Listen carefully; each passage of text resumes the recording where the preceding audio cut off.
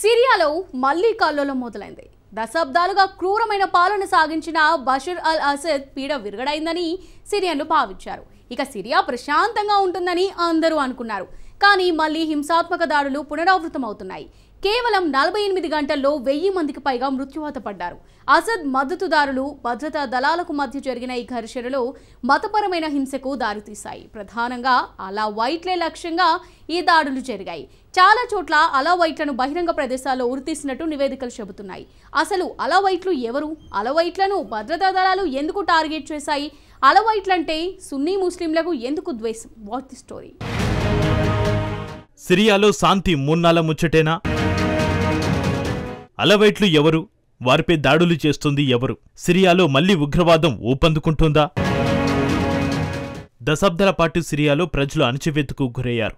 Bashar al Asad క్రూరత్వానికి కుదేలయ్యారు.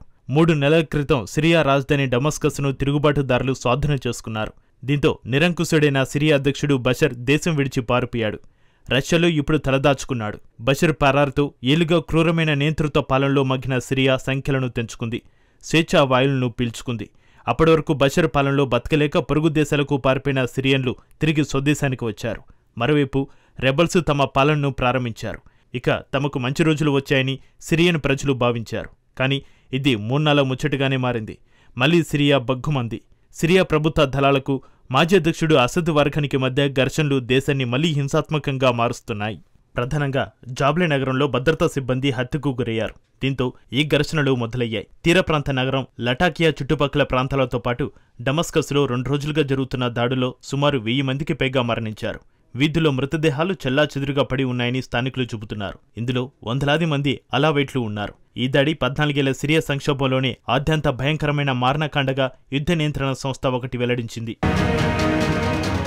Syria ఘర్షణలో తాజాగా అలవైట్లను ప్రభుత్వ దళాలు టార్గెట్ చేశాయి. అలవైట్లను ఊచుకొత్త కూస్తున్నాయి. అసలు ఎవరు ఈ అలవైట్లు? ప్రభుత్వ బలగాలు ఎందుకు వారిని టార్గెట్ చేశాయి? ఎందుకు అలవైట్లను ఊచుకొత్త కూస్తున్నారు? డిసెంబర్ వరకు సిరియాలో రాజభోగాలు అనుభవించిన వర్గమే అలవైట్లు. అలావేజంను అనుసరించేవారే అలవైట్లు.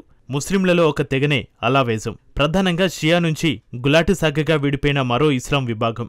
అలవైట్లను సుసైరీస్ అని కూడా పిలుస్తారు. అలావి ఇస్లాం మూలాలు 9వ శతాబ్దంలో ఈశాన్య సిరియాలో ఉన్నాయి. సాంప్రదాయ ముస్లింల మాదిరిగా అలవైట్లు మసీదులో సామూహిక ప్రార్థనలు చేయరు. వీరు ప్రైవేటు బహిరంగ ప్రదేశాల్లో ప్రార్థనల్ని ఇష్టపడతారు. వీరు కూడా మక్కా యాత్రకు ప్రాధాన్యమిస్తారు. ఈ యాత్రను ఆధ్యాత్మికమైనదిగా భావిస్తారు. ఇక ముస్లిం మహిళలు తప్పనిసరిగా హిజాబు ధరించాలన్న కఠిన నిబంధనలను అలవైట్లు పాటించారు. షియా ముస్లింల ఆచారాలు వ్యవహారాలతో పోలిస్తే అలవైట్లు భిన్నంగా ఉంటారు. కానీ కొన్ని షియా సాంప్రదాయాలను అలవైట్లు ఆచరిస్తారు. ప్రధానంగా మహమ్మద్ ప్రవక్త వారసుడిగా ఆయన అల్లుడు అలీ ఇబ్న్ అబూ తలీబ్ను తమ దైవంగా షియాలు కొలుస్తారు. అలవైట్లు కూడా దీనే నమ్ముతారు. 7వ శతాబ్దంలో ఖలీఫాగా పనిచేసిన అలీని తమ మొదటి నాయకుడిగా షియా ముస్లింలు భావిస్తారు. నిజానికి బషర్ కంటే ముందు క్రైస్తవ క్రూసైడర్ల కాలం నుంచి ఓల్టోమన్ సామ్రాజ్యం వరకు అలవైట్లు దారుణమైన అణచివేతకు గురయ్యారు. ప్రధానంగా సిరియా, టర్కీ, లెబనాన్, పాకిస్తాన్ వంటి ప్రాంతాల్లో అలావేజం కనిపిస్తుంది. అయితే సిరియాలో బషర్ పాలన కారణంగా లెబనాన్లో అలవైట్లకు అధిక ప్రాధాన్యం దక్కింది. ఇప్పుడు మాత్రం సిరియాలో అలవైట్లు మైనారిటీలుగానే బతుకుతున్నారు. చాలా ప్రాంతాల్లో అలవైట్లు పేదరికంలోనే మగ్గుతున్నారు. ఇక సిరియా జనాభాలో కేవలం 12% మంది మాత్రమే ఉంటారు. అలవైట్లకు షియా వర్గం మూలాలు ఉన్నా తమది ప్రత్యేక సామాజిక వర్గమని చెప్పుకుంటున్నారు.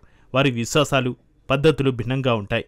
ప్రధానంగా సిరియాలోని లటాకియా, టార్టస్ ప్రావిన్స్లో వీరి జనాభా ఎక్కువగా ఉంటుంది. పారిపోయిన మాజీ అధ్యక్షుడు బషర్ అల్ అసద్ కూడా అలవైట్స్ వర్గానికి చెందినవాడే. అందుకే అతడికి లటాకియా కంచుకోటగా మారింది. పైగా బషీర్ పాలనలో ప్రభుత్వంలో సైన్యంలో కీలకమైన పదవుల్లో అలవైట్లు కొనసాగారు. సింపుల్గా చెప్పాలంటే అలవైట్లు అసద్కు విధేయులుగా, నమ్మిన బంట్లుగా కొనసాగారు. అయితే సిరియాలో ఎక్కువగా సున్నీ ముస్లింలే ఉంటారు. పశ్చిమ ఆసియాలోని షియా ముస్లింలను సున్నీలు తీవ్రంగా వ్యతిరేకిస్తారు. అలాగే సిరియాలో అలవైట్లను సున్నీ ముస్లింలు ద్వేషిస్తారు. ఇన్నాళ్ళు అధికార దర్పంతో క్రూరంగా వ్యవహరించిన అలవైట్లను ఇప్పుడు ప్రభుత్వ బలగాలు సున్నీ ముస్లింలు టార్గెట్ చేశారు. ప్రధానంగా బషర్ పాలనలో వేధింపులు, దారుణమైన అణచివేతలను ఎదుర్కొన్న సున్నీ వర్గానికి చెందిన వారితో పాటు రెబల్ గ్రూపులు ఇప్పుడు అలవైట్లపై దాడులకు దిగుతున్నారు. తాజాగా సిరియాలో సున్నీ అలవైట్ల వర్గాల మధ్య పోరు తీవ్రమైంది. బషర్ హయాంలో ప్రభుత్వానికి అలవైట్లు విధేయులుగా ఉన్నారు. రెబల్స్ రావడంతో వారికి సున్నీ ముస్లింలు అనుకూలంగా ఉన్నారు. దీంతో సున్నీ అలవైట్ల మధ్య ప్రతీకార దాడులు, హత్యలకు దారితీసింది. సింపుల్గా చెప్పాలంటే తాజా ఘర్షణలు సిరియాలో మతపరమైన విభజనను తీవ్రతరం చేశాయి.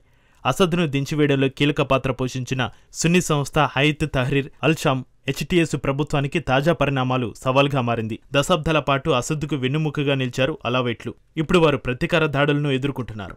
అలావేటు గ్రామాల్లో భయంకరమైన పరిస్థితులు నెలకొన్నాయని ప్రత్యక్ష సాక్షులు చెబుతున్నారు. పలు గ్రామాల్లో సాయుధులైన వ్యక్తులు వచ్చి అలవేట్లను బహిరంగ ప్రదేశాలను ఉరితీస్తున్నట్టుగా తెలుస్తోంది. అలవేట్ల ఇళ్లను దోచుకుని నిప్పు పెట్టినట్టు స్థానికులు వివరిస్తున్నారు. సున్నీలు, ప్రభుత్వ దళాలు ముక్కుమడిగా దాడి చేయడంతో వేలాది మంది అలవేట్లు ఇళ్లను విడిచి స్థానిక పర్వత ప్రాంతాల్లోకి పారిపోయినట్టుగా నివేదికలు చెబుతున్నాయి. బనియాసు పట్టణంలో సున్నీలు, ప్రభుత్వ దళాలు క్రూరమైన దాడులకు పాల్పడ్డాయి. ఈ పట్టణంలో కూడా వీధిలో మృతదేహాలు చెల్లాచెదురుగా పడి ఉన్నాయి. మృతదేహాలను కూడా తీసుకెళ్లనీయడం లేదని స్థానికులు ఆవేదన వ్యక్తం చేస్తున్నారు. గుర్తింపు కార్డులను అడిగి మరీ అలవేట్లను చంపేస్తున్నట్టు కన్నీటి పర్యంతం అవుతున్నారు. అయితే ఆయుధాలను వదిలేయాలని, ప్రజలు శాంతియుతంగా ఉండాలని సిరియా తాత్కాలిక అధ్యక్షుడు అహ్మద్ అల్ షారా కోరారు. కానీ అసద్ విధేయులైన అలవేట్లు మాత్రం ఆయుధాలను వదిలేసుకునేందుకు నిరాకరించారు. అసద్ సైన్యంలో మాజీ బ్రిగేడియర్ జనరల్ గియాత్ డల్లా కొత్త తిరుగుబాటు గ్రూపును ప్రకటించాడు. Military council for the liberation of Syria MCLS పేరుతో ఏర్పాటు చేస్తున్నట్టు వెల్లడించాడు. డిసెంబర్ వరకు ప్రభుత్వంలో ఉన్నవాళ్లు ఇప్పుడు తిరుగుబాటుదారులుగా మారుతున్నారు. మొన్నటి వరకు తిరుగుబాటుదారులు ఉన్నవారు ఇప్పుడు పాలకులయ్యారు. మొత్తంగా సిరియా మళ్లీ అగ్నిగుండంగా మారడం ఖాయమని తాజా పరిస్థితులు స్పష్టం చేస్తున్నాయి. సిరియా సంక్షోభం కారణంగా ఆ దేశ ప్రజలు పేదరికంలోనే మగ్గుతున్నారు. 90% సిరియా జనాభా దారిద్ర్య రేఖకు దిగుగానే ఉంది.